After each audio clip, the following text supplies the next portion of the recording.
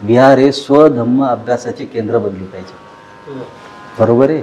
म्हणजे आपल्या स्वतःचा धम्म अभ्यास वाढीस लागण्यासाठी ते केंद्र बनलं पाहिजे.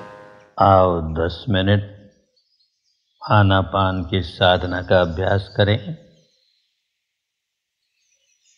आनापान की साधना का अभ्यास करें. पालथी मारकर बैठ जाएं. आराम से सुखपूर्वक जिस आसन में आराम से बैठ सकते हैं उसी आसन में बैठें. कमर, पीठ, गर्दन सीधे रखें. आंखें बंद रखें. ध्यान के समय हमेशा आंखें बंद रहनी चाहिए. आंखें खुलेगी तो मन भटक जाएगा, तो आंखें बंद ही रहे.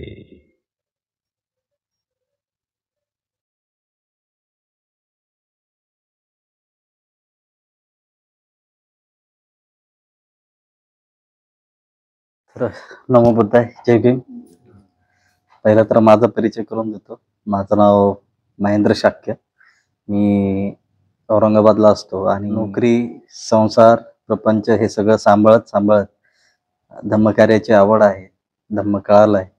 शासन बुद्धांनी सांगितलेला जो धम्म आहे तो समाजापर्यंत पोहोचला पाहिजे यासाठी काम करत आहे.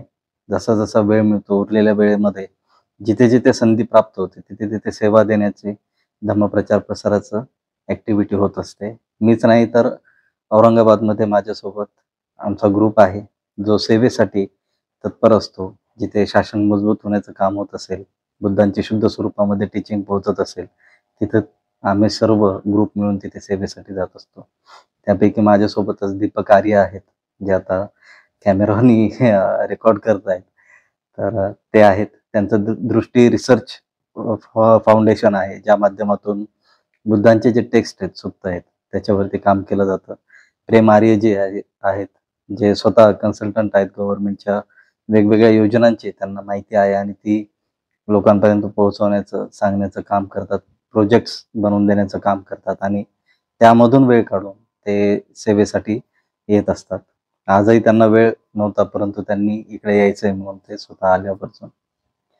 तर ही एक आमचा औपचारिक परिचय झाला. सरांची माझी भेट झाली. तर भेट झाल्यानंतर सरांनी ज्या पद्धतीने काही गोष्टी त्यांच्या शेअर केल्या की इथे आपण काय करणार आहोत, तर ते ऐकून आम्हाला आनंद झाला की एका गावामध्ये आपण जिथे राहतोय त्या ठिकाणी बुद्धांनी सांगितलेला धम्म हा लोकांपर्यंत पोहोचावा ही त्यांची तळमळ आणि त्यासाठी त्यांनी केलेलं कार्य हे खरंच वाखण्यासारखं आहे. आणि असं होताना जेव्हा आम्हाला दिसतं तेव्हा एक धम्मसेवक म्हणून आम्हाला खूप आनंद होतो आणि त्यामुळे आम्ही त्या हर्षामध्ये इथपर्यंत तुमच्यापर्यंत आलो. तर सरांचा जो मानस आहे की इथे धम्मा रिट्रीट व्हायला पाहिजे, इथल्या आजूबाजूच्या गावांमध्ये ध्यान आणि धम्म हा पोहोचला पाहिजे, तर त्या अनुषंगाने आज आम्ही इथं भेट देण्यासाठी आलो. इथली जी व्यवस्था आहे, इथे काय काय व्यवस्था आहे, आपण काय नियोजन करू शकतो, काय ॲक्टिव्हिटीज करायला पाहिजे, तुम्हाला काय काय काम करावं लागेल हे तुम्हाला माहीत असलं तर तुम्ही त्या ॲक्टिव्हिटीज पुढे करणार आहात. त्यासाठी आम्ही आवर्जून इथे आलो. तर साधारणतः 25 तारखेला आपण इथं शिबिराचं फायनल करतोय. आजपासून तर 22 तारखेपर्यंत आपल्याकडे किती जणांना आपण अलॉट करणार आहोत, म्हणजे आपली कॅपॅसिटी इथे आहे की आपण एक साधारणतः 50 लोकांचं शिबिर व्यवस्थित लावू शकतो. जास्त लोक आली तर त्यांना बसण्यासाठी आपल्याला थोडंसं अडचण होईल, कारण ध्यान शिबिर असल्यामुळे शरीराला स्पर्श व्हायला नको यासाठी त्या अनुषंगाने आपल्याला 4 बोटांचं अंतर 2 आसनांमध्ये असणं आवश्यक आहे. ॲटलिस्ट 1 फुटाचं तरी असावं. नाही 1 फूट तर 4 बोट तर कंपल्सरी असलंच पाहिजे. तर त्या पद्धतीचं आपल्याला आसन व्यवस्था करावी लागेल.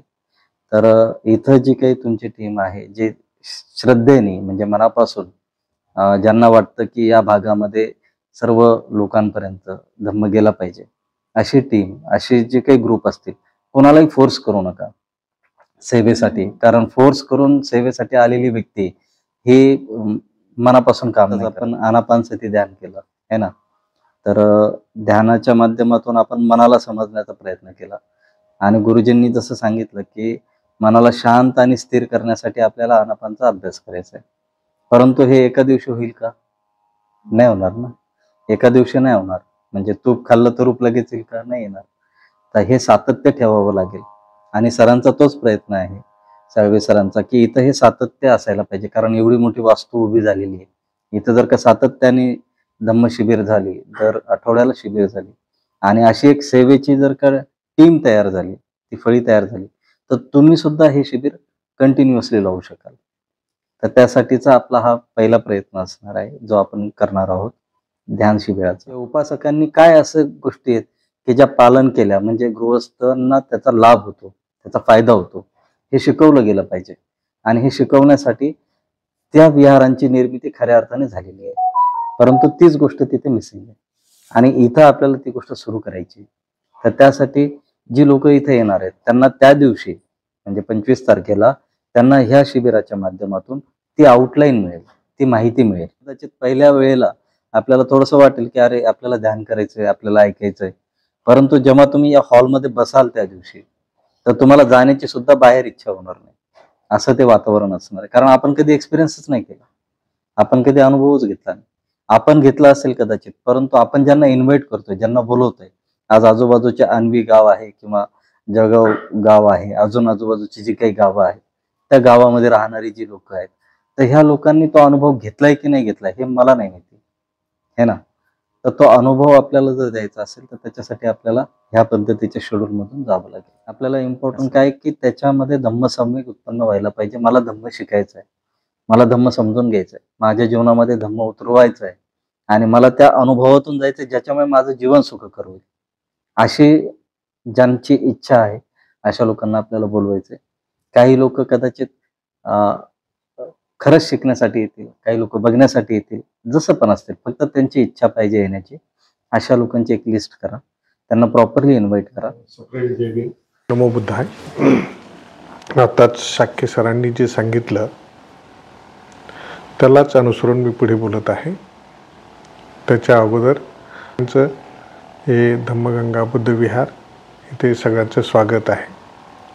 ही वास्तू जी आहे ही अतिशय सुंदर वास्तू होणार आहे.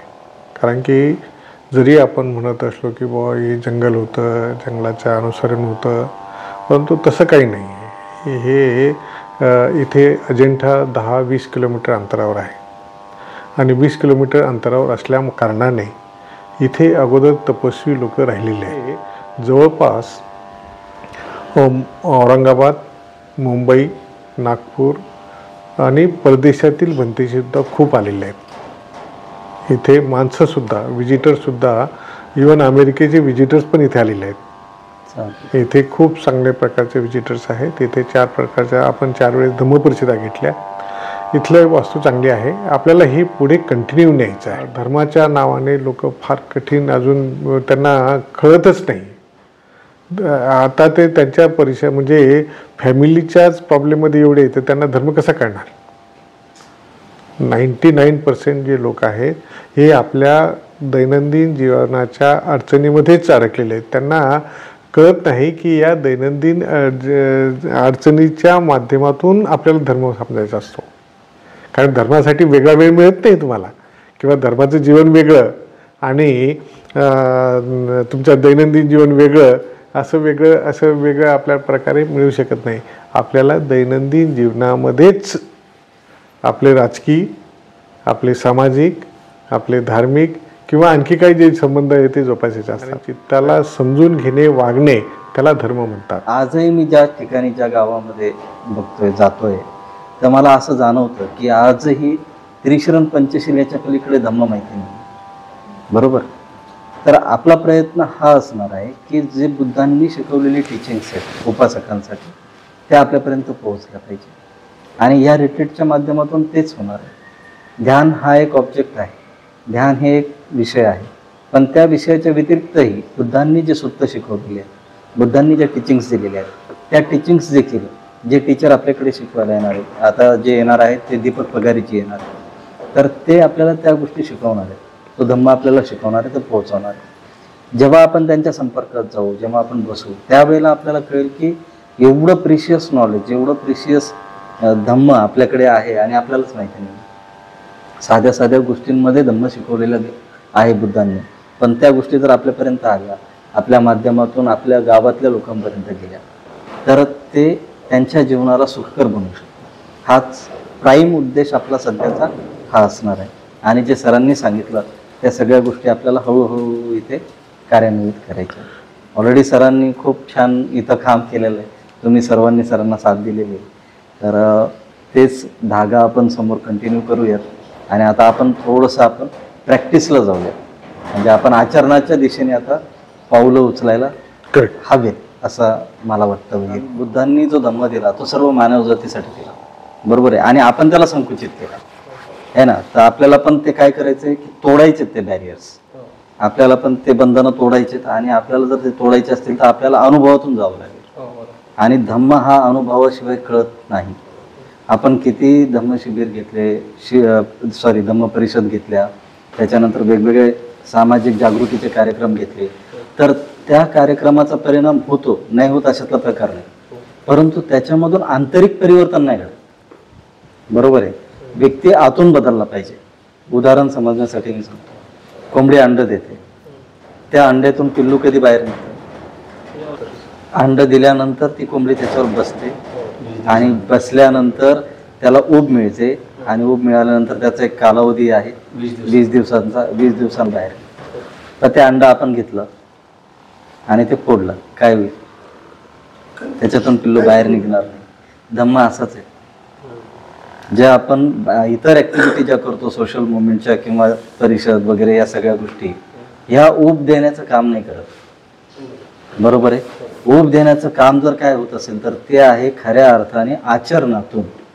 आचरण करण्यासाठी ध्यानाच्या प्रवाहातून जावं लागेल, म्हणजे अनुभवातून जावं लागेल. आणि अनुभव येण्यासाठीच ध्यान शिकवलेलं आहे त्यांनी सांगितलेल्या धम्मामध्ये. तो एका व्यक्तीने नाही केलेला, तो मिळून केलेला आहे, बरोबर. म्हणून संघाची निर्मिती झाली. संघ हा 4 प्रकारचा बुद्धांनी सांगितला: भिक्खू संघ, भिक्खुनी संघ, उपासकांचा संघ, उपासिकेंचा संघ. म्हणजे हे 4 पिलर आहेत. हे 4 पिलर जेव्हा एकत्र येतात तेव्हा बुद्ध शासन मजबूत होतं. आणि हे 4 पिलर एकत्र येण्याचं काम, आणण्याचं काम हे विहारांच्या माध्यमातून होत असतं. आणि आपण जर मनात आलं आणि ठरवलं की खरंच ह्या समाजामधल्या ह्या मुलांना गरज आहे, आज विद्यार्थ्यांना गरज आहे, येणारी आपली पिढी त्यांना संस्काराची गरज आहे. आज त्यांना त्रिशल पंचशील माहीत नाही आहे, बरोबर आहे. पंचशील माहीत आहे तर त्याचा अर्थ माहीत नाही आहे. अच्छा, एका शिलाचं पालन केलं तर काय फायदा होतो हे माहीत नाही आहे. एकच साधं उदाहरण देतो मी तुम्हाला, बाकी शिलांवर बोलत नाही. मुसावादा वेर म्हणे सिक्खापदं समाधी आम्ही, खोटं बोलण्यापासून अलिप्त राहण्याची शिकवण मी ग्रहण करतो. याचा फायदा काय होतो? जुन्या काळामध्ये जाऊ आपण, आपल्या घरामध्ये एखादी म्हातारी किंवा एखादा साधू वगैरे संत आपण ऐकून होतो की अरे त्याच्याकडे गेलो ना, त्याने जर म्हटलं आणि डोक्यावर हात ठेवला ना तर 100% ते आपल्याला प्राप्त होतं. आजही मान्यता आहे ग्रामीण भागामध्ये. असं का होतं? एखादे भिक्खू जे आहेत त्या भिक्खूंना आपण बघतो आणि ते एकदम तपस्वी तेजस्वी वाटतात, आणि त्यांच्या जवळ जरी बसलं तर आपल्याला एकदम शांतीची अनुभूती होते. एखादा व्यक्ती आहे तो बोलतो आणि त्याचं बोलणं आपल्याला ऐकावंसं वाटतं. असं का होतं? त्याचं कारण काय माहिती आहे का? त्याचं एकच कारण आहे की त्याचं वाणीचं शील मजबूत आहे. तो कधी खोटं बोलला नाही, तो कधी टोचून बोलला नाही, तो कधी कटू बोलला नाही, त्याने कधी निंदा केली नाही. आणि जो व्यक्ती असं शील पालन करतो त्याच्या वाणीमधला प्रत्येक शब्द मंत्र बनत जातो, ती ताकद बनत जाते. बुद्धांनी उगाच हे शील दिले नाही. आणि हे जर माहिती आपल्या आज, हे तुम्हाला माहिती होतं का? तुम्ही ऐकून होते, परंतु अशा पद्धतीने ऐकून होते का? हे तुम्ही पण फर्स्ट टाइम ऐकलं, मी पण जेव्हा ऐकलं फर्स्ट टाइम ऐकलं. पण असेच 5 शील जर आज आपण जेवढ्या लोकांनी ऐकले, इथं जर 100 लोक बसलेले आहेत आणि त्यांनी असे 5 शील जर ऐकलेत, निश्चित त्या 100 लोकांपैकी कमीत कमी 10 लोक तर तयार होते की नाही, इथून पुढे मी 5 शिलांचं पालन करेन, बरोबर. आपल्या प्रत्येक संपर्कात असणाऱ्या प्रत्येक व्यक्तीला आज धम्माची गरज आहे. त्याचं मन सक्षम सुदृढ करण्यासाठी आपल्याला धम्म देणं गरजेचं आहे. त्यासाठी आपल्याला हे करायचं. तर थँक्यू. खूप जास्त वेळ मी नाही, सुंदर सुंदर सुंदर. आवश्यक सुरुवातीला म्हणजे ही काहीही नव्हतं, एक्झॅक्टली ही जागा प्लेन म्हणजे जंगल टाईप होती. तेव्हा आपण ही मूर्ती भुवनेश्वरून मागवली. भुवनेश्वर. हा भुवनेश्वर ते पुणे प्लेन आली, मग इथून आपण गाडीमध्ये टाकून आणलं त्याला. ओके. सांभाळून सांभाळून सांभाळून. आणि हे सुरुवात केली इथून. रिअली सुंदर. छान. सँडस्टोन आहे. मग त्याला हे करून अरे बापरे, बापरे, बापरे.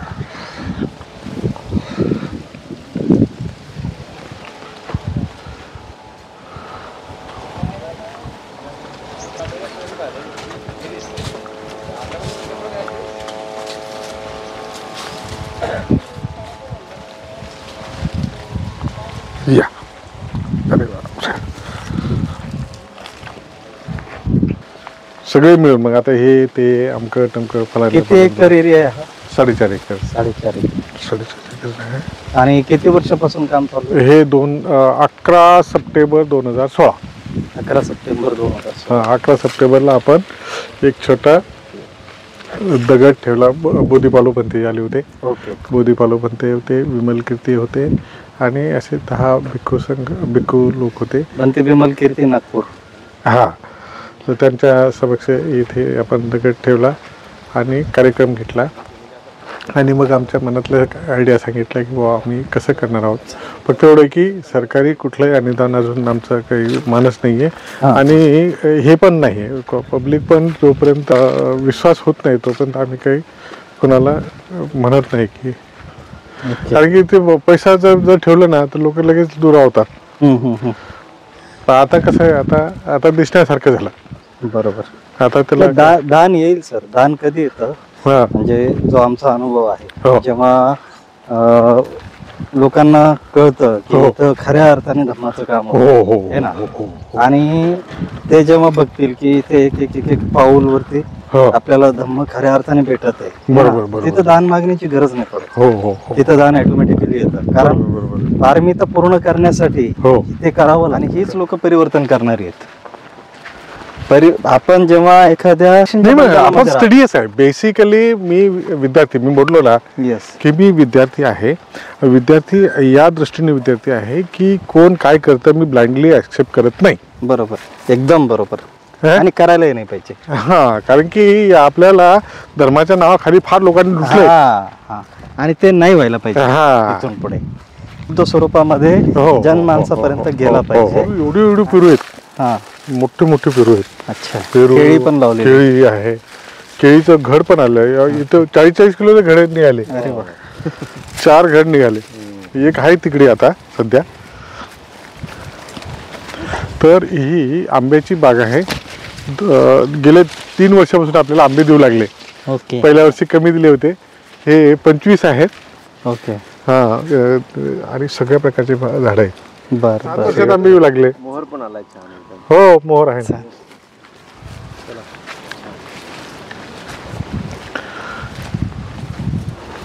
नाही, आणि याला ड्रीप केलेलं आहे सगळं. ड्रीप पूर्ण केलं, विहीर पूर्ण केली. तुम्ही मानस काय ठेवा, जसं बुद्धांना प्रश्न विचारला होता की आनंदाने प्रश्न विचारला होता की हे तथागत तुमच्या नंतर हे शासन कोण, धम्माचा वारस आहे. तर बुद्धांनी काय सुंदर उत्तर दिलं होतं, माझा कोणी वारस नाही, धम्मच प्रमुख राहील. तसंच इथं देखील होईल सर. त्याच पद्धतीचे लोक तुमच्यासोबत जोडले जातील. बस बस बस बस. जे धम्माला प्रमुख मानतात, बुद्धांना प्रमुख मानतात, संघाला प्रमुख मानतात. बस बस बस बस. मला अवघड वाटू लागले झाले. नाही, तुम्ही आता चालू नका. सकाळपासून करू लागलो मी. तुम्ही आहे ना थोडस आता रेस्ट करा. रिपिटेशन आहे काही हो, हे वाढावं. आपल्या संस्था माझं नावाची काही संबंध नाही नाही नाही नाही, बिलकुल नाही. एक गोष्ट आहे ना, हेच खऱ्या अर्थाने डेव्हलप करणं. साधू साधू उद्देश साधू. तेच आहे. आम्हाला संस्था व्यवस्था काही धम्म. ऍग्री. चला, नमो बुद्धाय जय भीम. नमो बुद्धाय जय भीम.